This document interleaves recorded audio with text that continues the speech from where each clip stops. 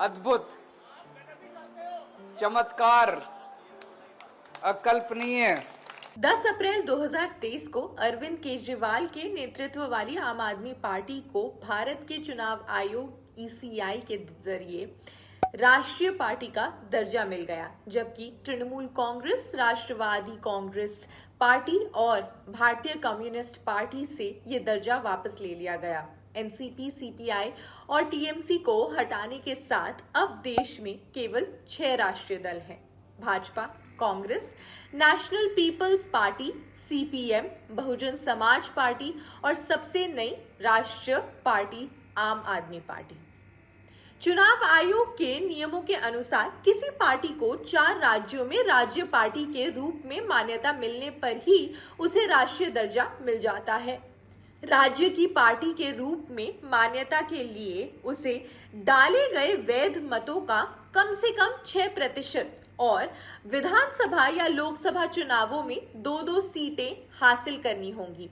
आम आदमी पार्टी को एक राष्ट्रीय पार्टी का दर्जा मिला क्योंकि इस पार्टी ने इस साल की शुरुआत में ही गुजरात विधानसभा चुनावों में लगभग 13% वोट शेयर और 5 सीटें हासिल की, जिससे ये 4 राज्यों यानी कि दिल्ली, गोवा, पंजाब और गुजरात में राज्य की पार्टी बन गई। कर्नाटक हाई कोर्ट द्वारा पिछले सप्ताह चुनाव आयोग को इस मामले पर 13 अप्रैल से पहले एक आदेश पारित करने का निर्देश देने के एक सप्ताह बाद ईसीआई की घोषणा करती है आम आदमी पार्टी को राष्ट्रीय पार्टी का दर्जा दिया जाए और 10 मई को कर्नाटक चुनाव में आम आदमी पार्टी का राष्ट्रीय पार्टी के रूप में पहला चुनाव होगा। अगले साल देश में लोकसभा चुनाव है। ऐसे में देश में राष्ट्रीय दल कितने हैं और कौन कौन से हैं, ये काफी अहम हो सकता है, खासकर तब जबकि विपक्ष बीजेपी के पीएम उम्मीदवार के खिलाफ एकजुट होकर एक चेहरा पेश करना चाहे। कैसे बनती है एक राष्ट्रीय पार्टी? चुनाव आयोग ने राष्ट्रीय दल के लिए कुछ शर्तें तय की हैं, जिनमें से एक शर्त भी पूरा होने पर राष्ट्रीय दल का दर्जा मिल जाता है। ये शर्तें क्या हैं?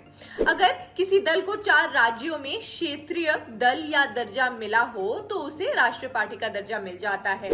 एक राजनीतिक पार्टी अगर 3 अलग अलग राज्यों को मिलाकर लोकसभा की 2% सीटें जीतती है या कम से कम 11 सीटें जीते, यहाँ ये जरूरी होता है कि ये 11 सीटें किसी एक राज्य से न होकर 3 अलग अलग राज्यों से होनी चाहिए। तीसरी शर्त, यदि कोई पार्टी 4 लोकसभा सीटों के अलावा लोकसभा या विधानसभा चुनाव में 4 राज्यों में 6% वोट हासिल करती है तो उसे राष्ट्रीय पार्टी का दर्जा मिल सकता है।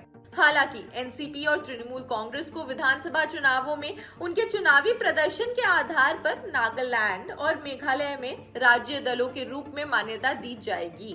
ईसीआई ने उत्तर प्रदेश में राष्ट्रीय लोक दल, आंध्र प्रदेश में भारत राष्ट्र समिति, मणिपुर में पीपल्स डेमोक्रेटिक अलायंस, पुडुचेरी में पट्टाली मक्कल काची, पश्चिम बंगाल में रेवोल्यूशनरी सोशलिस्ट पार्टी और मिजोरम में मिजोरम पीपल्स कॉन्फ्रेंस को दी गई राज्य पार्टी का दर्जा भी रद्द कर दिया है। त्रिपुरा में टिपरा मोथा, नागालैंड में लोक जनशक्ति पार्टी और मेघालय में Voice of the People's Party को मान्यता प्राप्त राज्य राजनीतिक दल का दर्जा दिया गया।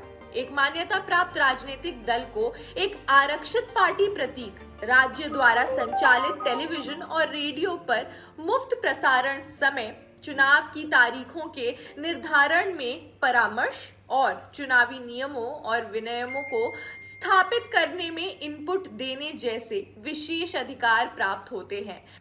इस समय जब देश में कई महत्वपूर्ण चुनाव है, राष्ट्रीय दलों में इस तरह के बदलावों से क्या विपक्षी एकजुटता में किसी तरह का बदलाव आता है? क्या नए अलायंसेस बनने जैसे आसार भी हो सकते हैं? ये आने वाले वक्त में हमें पता चल ही जाएगा।